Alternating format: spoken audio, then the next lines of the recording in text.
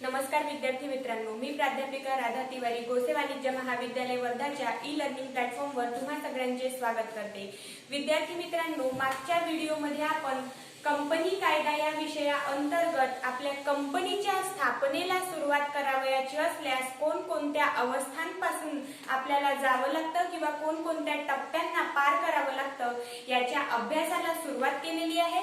आणि मागच्या व्हिडिओमध्ये आपण कंपनीच्या स्थापनेची पहिली अवस्था म्हणजे प्रवर्तनाची अवस्था किंवा प्रमोशनची स्टेप आपण इथे अभ्यासाला सुरुवात केली होती। त्या अवस्थेमध्ये प्रमोशन म्हणजेच प्रवर्तन म्हणजे काय आणि प्रवर्तन घडवून आणणारी व्यक्ती म्हणजेच प्रवर्तक या शब्दाचा शाब्दिक, पुस्तकी आणि तुम्हाला कळावं या पद्धतीने प्रत्येक अर्थाचं विश्लेषण मी इथे केलं होतं। आजच्या या व्हिडिओमध्ये माझा उद्देश आहे की आपण ज्या प्रवर्तक या शब्दाचा किंवा प्रवर्तक म्हणजे काय याचा जेव्हा अभ्यास सुरू केलेला आहे तर त्या प्रवर्तकाच्या विभिन्न व्याख्या म्हणजे वेगवेगळ्या व्याख्या अभ्यासल्यानंतर प्रवर्तकाची कार्ये कोणती किंवा ड्युटीज ऑफ प्रमोटर्स काय आहे हे आपल्याला आज अभ्यासायचं आहे। तर प्रमोटर्स किंवा प्रवर्तक याची व्याख्या अभ्यासल्यानंतर आज त्या व्याख्येची नेमकी उकल करून म्हणजे त्या व्याख्येची फोड करून आपल्याला एका व्याख्येला किंवा त्या शब्दाला त्या व्यक्तीच्या अनुषंगाने वापरलेल्या ज्या काही बाबी आपण तिथे बघितल्या त्या सगळ्यांना कार्याच्या रूपामध्ये अभ्यासायचं आहे। म्हणजे आपण प्रवर्तकाची व्याख्या अभ्यासत असताना बघितलं होतं की कंपनीच्या स्थापनेपासून तर कंपनीचा कारभार सुरळीत आणेपर्यंत सर्व जबाबदाऱ्या पेलणारी व्यक्ती किंवा उचलणारी व्यक्ती म्हणजे प्रवर्तक होय। तर स्थापनेपासून तर कारभार सुरळीत आणेपर्यंत या ज्या दोन मोठ्या व्याप्तींमध्ये आपण शब्दांचा प्रयोग इथे केला। आता या दोन मोठ्या संकल्पनांना आपल्याला छोट्या छोट्या तुकड्यांमध्ये अभ्यासायचं आहे। छोट्या छोट्या कार्याच्या अनुषंगाने किंवा त्यांचे जे कार्य आहेत त्या अनुषंगाने इथे आपल्याला अभ्यास करावयाचा आहे। म्हणूनच प्रवर्तकाच्या कार्याला अभ्यासण्यापूर्वी आपण बघूया की प्रवर्तकाच्या कार्यामध्ये कंपनीच्या प्रवर्तनाशी संबंधित असलेल्या सर्व क्रियांचा समावेश होतो। म्हणजे आपण कंपनीच्या स्थापनेपासूनची सुरुवात जर पकडली तर त्यामध्ये सर्व क्रियांचा समावेश प्रवर्तकाच्या कार्यामध्येच केला जातो। आणि प्रवर्तकाच्या कार्याचे स्वरूप हे कंपनीच्या प्रकारानुसार, उद्योगानुसार किंवा व्यवहाराचे स्वरूप व त्या वेळेची परिस्थिती या अनुषंगाने ठरविलं जाते। म्हणजे प्रवर्तकाच्या कार्याची तीव्रता किंवा त्याच्या कार्याची जी कार्यक्षेत्र आहे, कार्यसीमा आहे ते किती मोठी असेल ही त्या कंपनीच्या किंवा त्या उद्योगाच्या प्रकारावर, आकारावर निश्चित केली जाते।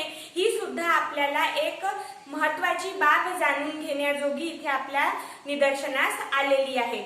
त्यानंतर आहे की जर या घटकांवर म्हणजे उद्योगाचा प्रकार, आकार किंवा उद्योगाची त्या वेळेसची परिस्थिती या घटकांवर प्रवर्तनाचं कार्य अवलंबून असतं। आणि या दृष्टीने प्रवर्तकाच्या कार्याचे क्षेत्र आपल्याला फार विस्तृत झालेले दिसून येतात। मग प्रवर्तकाच्या कार्यक्षेत्राला आणि आपण उद्योगाच्या कार्यक्षेत्राला जर जोडण्याचा प्रयत्न केला तर जितकं उद्योगाचं किंवा त्या कंपनीचं कार्यक्षेत्र मोठं असेल, जितका त्या कंपनीचा आकार प्रकार मोठा असेल तितकंच प्रवर्तकाच्या कार्याची व्याप्ती सुद्धा मोठी असते। मग आज आपल्याला जे प्रवर्तकाचे कार्य अभ्यासायचे आहेत ते प्रवर्तकाचे कार्य सर्वसामान्य कार्यांचा आज आपण इथे अभ्यास करणार आहोत। या सर्वसामान्य कार्यानंतर म्हणजेच याच कार्यांपैकी काही असे ठराविक कार्य असतील की ज्यांचा आपण किंवा ज्या कार्यांचा अंतर्भाव विशेष कार्यांमध्ये किंवा अगदी महत्त्वाच्या कार्यामध्ये करण्यात आलेला आहे। तत्पूर्वी आपण ढोबळमानाने सर्वसामान्य कार्याचा अभ्यास इथे करणार आहोत। तर सगळ्यात पहिलं कार्य दिलेलं आहे स्थापनेचा विचार व अंमलबजावणी। की कंपनीच्या स्थापनेचा सगळ्यात पहिले विचार करावयाचा आहे आणि त्या विचारावर अंमलबजावणी करावयाची आहे। जसं की आपण मागल्या व्हिडिओमध्ये मी तुम्हाला कल्पने कल्पना विश्वात एक कल्पना उद्भवणे आणि त्या कल्पनेला मूर्त स्वरूप देणे ही बाब काय असते याचा सखोल अभ्यास केला होता. उदाहरणासहित तुम्हाला फार चांगल्या पद्धतीने समजून सांगण्याचा प्रयत्न केलेला होता. मग जेव्हा कल्पना विश्वातून निर्माण झालेली कल्पना आपण मूर्त स्वरूपामध्ये आणतो तर या सगळ्या क्रियेला म्हणजे कल्पनेचा विस्तार करणे, सगळ्यात पहिले कल्पना उद्भवणे, मग कल्पना विस्तार करणे आणि त्या कल्पनेला मूर्त स्वरूप देणे हे सगळे कार्य प्रवर्तकाच्या वाट्याला गेलेले आपल्याला दिसून येतात. म्हणूनच प्रवर्तकांच्या पहिल्या कार्यामध्ये किंवा प्रवर्तकाच्या कार्याची जी यादी आपण बघतोय त्या यादीच्या अगदी पहिल्या स्थानी आपल्याला इथे स्थापनेचा विचार व अंमलबजावणी या मुद्द्याचा अभ्यास करावयाचा आहे असं तिथे नमूद केलेलं आहे. आणि ते का हे आपण मागल्या व्हिडिओमध्ये बघितलेलं आहे. त्याच्यानंतरचं दुसरं कार्य आहे प्रस्तावित कंपनीचे उद्देश, कार्यक्षेत्र व कार्याचे स्वरूप ठरविणे. म्हणजे आपण जी कंपनी निर्माण करण्याची किंवा त्या निर्माण झालेल्या कल्पनेच्या अनुषंगाने स्थापनेचं कार्य, आता आपली इथे स्थापना झालेली आहे म्हणजे विचार व अंमलबजावणी. अंमलबजावणी होणे म्हणजेच नेमकं काय की स्थापनेची प्रक्रिया करावयास सुरुवात केलेली आहे, स्थापना झालेली आहे किंवा त्या अनुषंगाने इव्हन कार्य सुरू झालेलं आहे असं तरी आपण म्हणू शकतो. तर मग त्या एका कार्याला म्हणजे जसं आपण एखादं कार्य करायचं असेल तर त्या कार्याची रूपरेषा ठरवितो आणि रूपरेषा ठरवून एका एका टप्प्याने कार्यांची पूर्ती करत जातो. मग पहिला टप्पा जर पार केला असेल तर त्या पहिल्या टप्प्याच्या नंतर आपल्याला दुसरा टप्पा पार करणे फार महत्त्वाचं होऊन जातं. म्हणूनच आपला दुसरा टप्पा कार्यात्मक स्वरूपाचा इथे दिलेला आहे की जी प्रस्तावित कंपनी आहे. आता इथे प्रस्तावित म्हणजे काय की ज्या कंपनी म्हणजे नेमकी पूर्णतः स्थापना होऊन आपल्याला इथे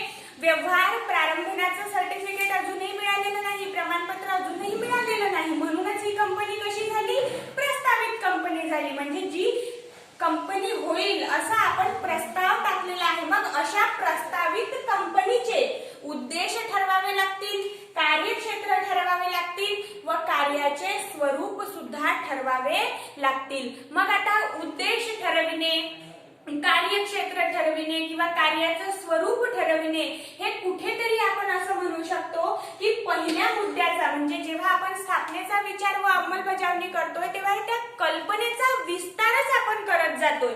म्हणजे ज्या कंपनी संबंधी आपली सगळी प्रक्रिया, प्रस्तावित कंपनी संबंधी सगळी प्रक्रिया चालू आहे तर त्या प्रस्तावित कंपनीला केंद्रस्थानी ठेवून म्हणजेच त्या कंपनीचा विचार करून की नेमकं मला काय कार्य करायचं आहे या बाबीचा विचार करून त्या अनुषंगाने प्रस्तावित कंपनीचे सगळ्यात पहिले उद्देश ठरवायचे की माझा या कंपनीच्या स्थापनेमागे नेमका उद्देश काय आहे.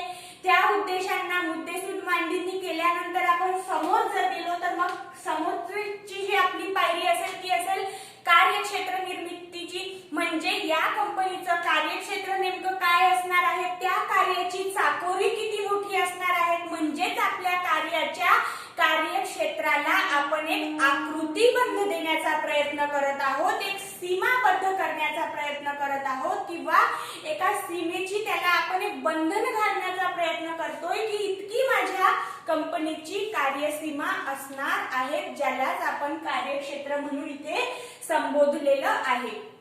त्यानंतरचा मुद्दा आहे कार्याचे स्वरूप ठरविणे.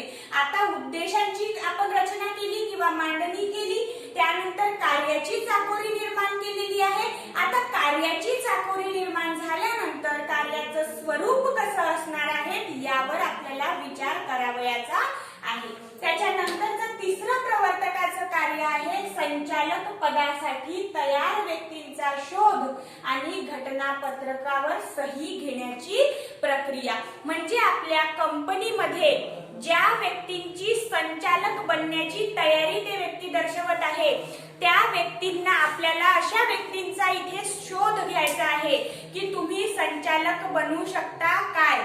मग जर तुम्ही संचालक बनू शकता काय पेक्षा बनू इच्छितात काय, म्हणजे तुम्ही संचालक बनण्याकरिता तुमची मनापासून इच्छा आहे का आमच्या इथे. मग असेल हो, आम्ही होकार दर्शवतो की या कंपनीमध्ये संचालक बनण्याची घेण्याची माझी मानसिक तयारी आहे. मग जेव्हा तो व्यक्ती संचालक बनण्याकरिता तयार झाला, या परिस्थितीनंतर आपल्याला त्याची घटनापत्रकावर सही घेण्याची प्रक्रिया करावी लागते आपल्याला, म्हणजेच प्रवर्तकाला.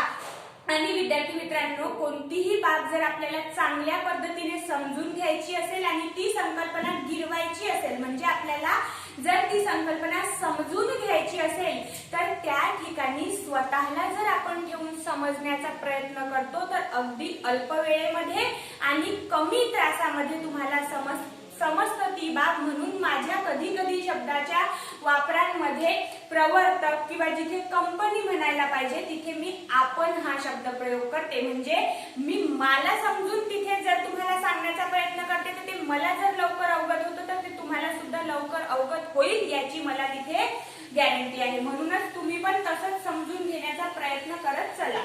त्यानंतरचा मुद्दा आहे कंपनीचे नाव व भांडवल निश्चिती. आता प्रत्येक घटना, वरच्या ज्या 4 घटना आहेत त्या एकमेकांशी संलग्नित आहे, एकमेकांशी कनेक्टेड आहे.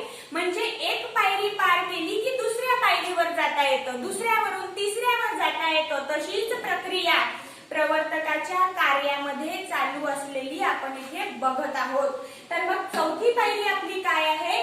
कंपनीचे नाव व भांडवल निश्चिती. आता जी कल्पना माझ्या डोक्यात म्हणजेच प्रवर्तकाच्या डोक्यात आहे, त्या कल्पनेचा विस्तार करत मी इथपर्यंत आलेली आहे. पण आता त्या विस्ताराला एक नाव द्यायचं आहे, त्याची नामकरण सोहळा आपल्याला करायचा आहे. तर मग त्याकरिता एक विशेष नाव आपल्या जवळ असावं, हो की नाही? म्हणजे कंपनी जर उद्या या म्हणजे कंपनी विश्वामध्ये जर कार्यरत होणार आहे किंवा या बाजारामध्ये जर तिला आपलं एक स्वरूप प्राप्त करून घ्यायचं आहे, तर तिचे एक आगळं वेगळं नाव असावं काहीतरी, आणि त्या नावामुळे त्या कंपनीला ओळख मिळणार आहे. तर मग ते आगळं वेगळं किंवा ओळख प्रदान करून देणारं नाव ऍज अ प्रवर्तक किंवा प्रमोटर म्हणून मला ठरवावं लागेल. आणि तीच प्रक्रिया इथे केली जात आहे की कंपनीचे नाव ठरविणे आणि भांडवल किती असणार आहे त्या भांडवलाची निश्चिती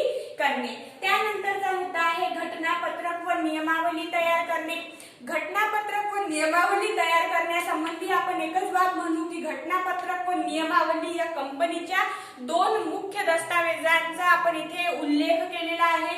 हे जे 2 दस्तावेज आहे, घटनापत्रक व नियमावली, ही अक्षरशः कंपनीची संपूर्ण आतील व बाहेरील स्थिती दर्शवण्याकरिता आपण त्यांचा उपयोग करत असतो. घटनापत्रकामध्ये तुम्हाला नाम वाक्य, स्थान वाक्य, दायित्व वाक्य, भांडवला संबंधी माहिती या सगळ्या बाबी घटनापत्रकात पाहावयास मिळतात.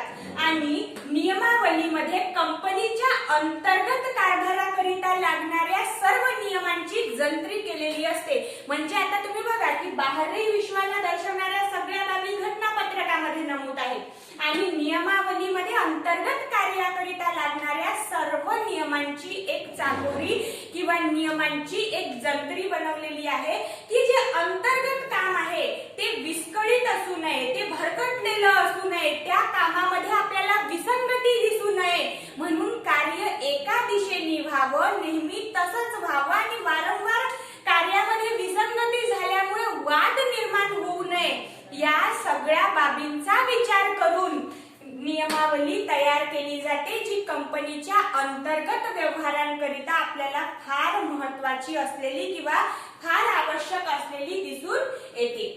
त्याच्यानंतर आणि या तयार करण्याची भूमिका प्रवर्तकाची मुख्य असते. म्हणून या 2 कागदपत्रांच्या तयारीची म्हणजे निर्मितीची जी जबाबदारी आपण आहे ती म्हणून प्रवर्तकावर असते. म्हणूनच प्रवर्तकाच्या कार्यामध्ये घटनापत्रक व नियमावली निर्माण करण्याची भूमिका किंवा बाब इथे दर्शवलेली आहे. त्यानंतर आहे कंपनीच्या अधिकृत कार्यालयाची जागा ठरविणे. आता ज्या ठिकाणी किंवा ज्या परिसरामध्ये माझी कंपनी कार्यरत असणार आहे ती एक आपली जागा सुनिश्चित करण्याची एक मोठी आपल्या समोर अट असते. आणि कंपनीचं अधिकृत कार्यालय कुठे असेल ती सुद्धा आपल्या समोरील एक मोठी जबाबदारी आणि त्या जबाबदारी सोबतच आपण ज्याला म्हणू की ती एक जिगरीची बाब असते की ज्या ठिकाणी आता समजा आपण कंपनी रजिस्ट्रार कडे जर आपण कंपनीच्या स्थापनेची सर्व प्रक्रिया केली, कागद